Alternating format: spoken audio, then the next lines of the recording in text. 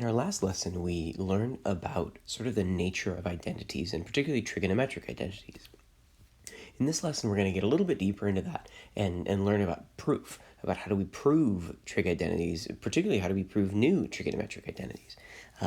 These problems can sometimes be challenging, so as always, let's take a deep breath before we get started. All right, so here we go. Now, I should mention that actually one of the areas of emphasis in this new IB Math Analysis and Approaches course is the concept of proof. What methods do we have for proving that something is true? In this lesson, we're going to sort of learn about one proof method that's called direct proof. There are tons of other proof methods, plenty of which we're not going to talk about at all. Later in this year, we're going to talk about proof by contradiction or proof by induction. But for today, we're really talking about something called direct proof and a very specific type of that we use for trigonometric identities. So in this type of proof we're talking about today, in indirect proof, we're going to show that some statement or equation is true or an identity by combining other established facts, theorems, or identities. And with direct proof, there isn't really a scripted right place to start. It's not like, this is the 5-step process to direct proof. Some proof methods are really regimented like that. But direct proof, while a formal process, is something that is sort of an art. And they're really strategies, not steps that we use. So there's 3 strategies that I'd sort of recommend. One of them is that you sort of choose one side of the equation and then transform that one side until it matches the other one. And we're going to do several examples today, so I'll show you guys all of these things. A second strategy is this idea of meeting in the middle, right? And meeting in the middle is where you'll transform each side of the equation independently. So instead of just choosing one side, you're going to sort of work on both sides, but you have to work on them independently until the 2 sides both match one another. And the third one, which is, I think, harder, but it's something we should know about just in case we're asked to do it, is where we start with some known identity and then we transform that known identity until it matches the thing that you're looking to try and prove. Now, before we get into this, I do need to point out that I do have a warning, right? There's a warning that comes along with direct proof and with proving trigonometric identities, and that warning is that there's really a most common mistake when it comes to direct proof. And the most common mistake made by students in direct proof is starting with what you want to prove and then, like, quote unquote, doing things to both sides of the equation. Do not do this. Okay, and this is a little bit confusing, and I want to make sure that I'm clear about this. Earlier, I said that you can meet in the middle. You can transform each side independently. So you can do things to the left side, and you can do things to the right side until they match one another. That's fine. What you cannot do is you cannot go and do things to both sides, like add 5 to both sides or multiply both sides by 3. And so really briefly, I'm going to take this problem down here, and I'd like to show you what not to do, right? So you cannot, and I'm going to do all of this in red to make it clear. What I'm about to show is something that you cannot do. You can't prove this by saying, I really don't like this fraction right here, so I want to do fraction busting. I'm going to multiply both sides of this by cosine theta. If you did that, you'd get 1 minus cosine squared theta equals sine theta, tangent theta, cosine theta. By the way, I'm going to actually finish this out because I want to show you what it looks like to finish a problem wrong, because I need you to not do this. You then have 1 minus cosine squared theta equals sine, and maybe then you'd say, hey, wait a minute, I know tangent theta is sine theta over cosine theta. Oh my gosh, and then the cosine thetas cancel out, and I get 1 minus cosine squared theta equals sine squared theta. And then you might tell yourself, oh, wait a minute, I could add the cosine squared theta over, and then when I do that, I'd have 1 equals sine squared theta plus cosine squared theta. Yay, like 1 equals 1. This is a known identity. I did it. This is really wrong. You can't do this. You cannot start with an identity, multiply both sides by something, or add 1 to both sides, and then show everybody, hey, look, it worked. And I don't want to spend too much time on it, but the reason is you are only allowed to multiply both sides of an equation if that equation is true. And the whole point of this is I don't know if this is true. My job here is to prove that this is true. So you can't start by saying, well, let's assume it's true, and then do things that we're allowed to do to equations that are true, and then at the end be surprised that it worked. Our job is to show that this is true, to prove that this is true. So on the next slide, I'm going to do this proof properly, but I hope I've made it clear enough. You absolutely cannot prove something by doing things to both sides, multiplying both sides by cosine and showing that nothing bad happened. Okay, so now that I've finished spending 3 minutes telling you what not to do, let's look at what it looks like to do it properly. Right, so let's prove that same identity that I was just talking about by performing transformations to the left side and the right side independently. Okay, so on the left side, you might sort of tell yourself, I don't really like the cosine theta down there, but I can't multiply both sides. I can't get rid of it, but maybe I could get a common denominator. Maybe I could at least get them to both have the cosine theta that I don't like, and then maybe I could show that the other side also has a cosine theta on the bottom that I don't like, and tell everybody, hey, look, they're both the same thing I don't like. So let's see here. We might look at this then and say, okay, well, I want to get a common denominator here, so let's multiply this one over here by cosine theta over cosine theta. So when I do that, I have 1 minus cosine theta minus cosine squared theta over cosine theta. Now that I have a common denominator, I can combine and subtract these fractions or rational expressions. 1 minus cosine squared theta over cosine theta. So that's the left-hand side. I've done all of that in black. Maybe I put like a line down the middle to remind myself I'm not writing equals between these things. All I'm doing is I'm doing some work on the left-hand side and I'm doing some work on the right-hand side. Now for the other one, I might look at it and say, well, this thing over here was all about cosines. I don't see anything that's non-cosine here.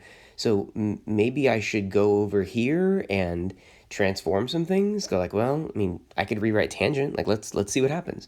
I'd have sine theta, tangent. I'd have sine theta over cosine theta. And I suppose now I could multiply the tops together. I could get sine squared theta over cosine squared theta. I'm sorry, just cosine theta. And at this point, you kind of look at them and you're like, well, there's some good news here. They both have this cosine theta on the bottom. The only thing that's different is that the tops are different. And then you tell yourself, well, maybe I can transform them. And that's when you sort of remember, hey, wait a minute, I remember learning that sine squared theta plus cosine squared theta is 1. That means that sine squared theta is 1 minus cosine squared theta. And that means you can sort of plug this in for the numerator, 1 minus cosine squared theta over cosine theta. And at this point, hey, look at that. We've shown that the left-hand side and the right-hand side are literally the same as one another, which means that the original thing that I wanted to prove has been proven to be true. And at the end of something like this, you want to write a statement. You want to write like a sentence about what just happened. So I chose to write something like the left-hand side and the right-hand side are equal to one another, so our original claim or statement is proven to be true. Okay, so this is an example of what direct proof could look like, where if you want to prove an identity, you perform transformations to the left side alone and to the right side alone and work them both to a place where they're equal to one another, and then tell everybody, hey, look, I made the left-hand side LHS equal to the right-hand side RHS, and that means that the thing is true. Generally in proof and in direct proof, you're not told how to do it. You're just told, prove this thing. So usually a problem is just going to say, prove this. What I'm doing in these examples is I'm sort of picking methods and forcing us to use them. So in this example, I want to show us that it's possible to prove something by only making transformations to one side of the thing. And so you might start this by writing something like that. We will prove this by making transformations only to the left-hand side. Although now that I think about it, you don't usually want to do that till you're done with the proof. So that maybe we'll finish the proof and then we'll go back and write our introduction. It's common practice when we write papers and other things. So it's a common practice in math as well. So let's try and do this by only making changes to the left-hand side. Now, that might be scary because you look at the left-hand side and you're like, I've never seen something with a fourth power on it, like a trig thing with a fourth power on it. But remember, any algebraic identities you have are also true. Do you guys see that thing on this thing here on the left-hand side is difference of squares?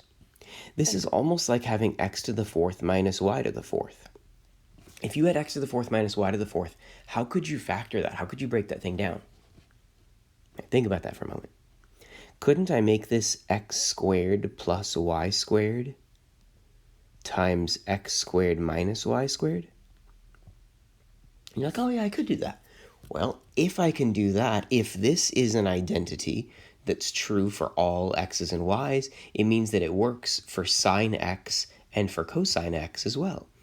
Which means, how could you rewrite the left-hand side of this thing? Like, pause the video and think for a moment, try and write for yourself, what could you do for that? Couldn't I make this cosine, sorry, no, I shouldn't start with cosine, I should start with sine. Couldn't I make this sine squared x plus cosine squared x times sine squared x minus cosine squared x? Now we can, right? Now, I want you again, if necessary, pause the video and think about what your next step's going to be, right? Do you see any ways that we can simplify this? Do you see any identities that we can use at this point?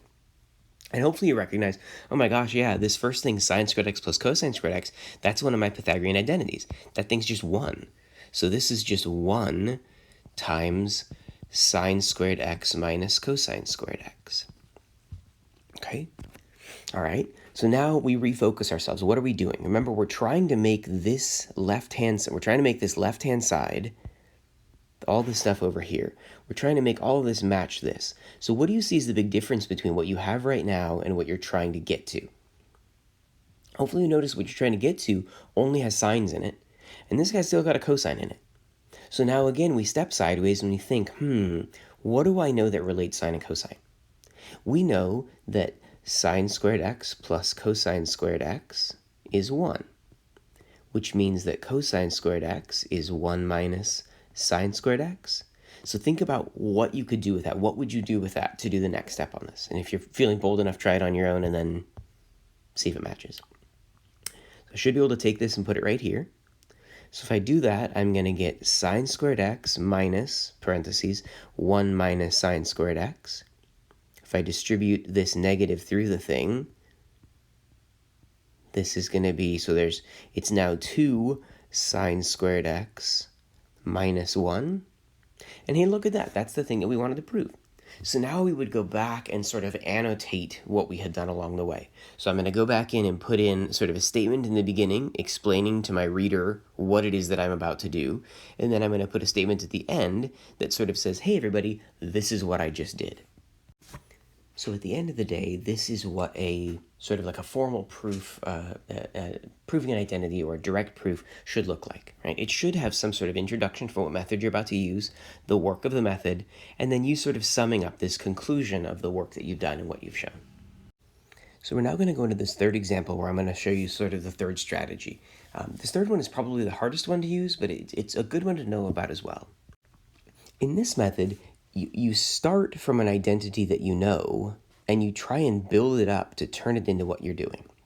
And you remember I made a lot of noise in the beginning of the video about how you cannot multiply both sides of something by something to prove that it's true? That's true.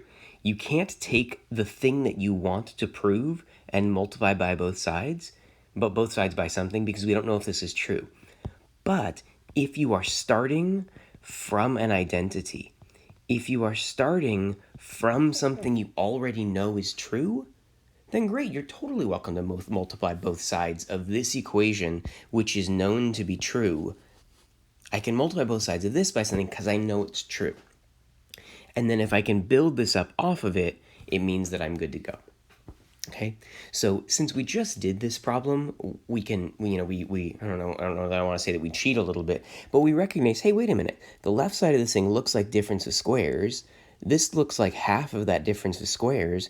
Why don't we just multiply both sides of this thing by that sine squared x minus cosine squared x?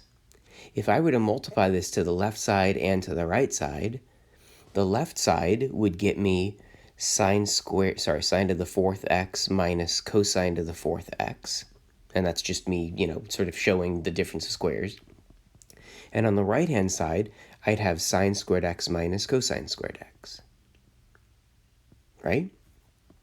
Then your next step here would be, okay, well, I already got the left side to match. Now I just need to keep doing stuff to this to try and make it this. We've seen this enough times now. I'm going to replace this cosine with 1 minus sine squared x. And the left side I'm just going to leave alone. And then I would simplify the right-hand side. And, just like we had done before, if I distribute this thing through, this is going to be 2 sine squared x minus 1.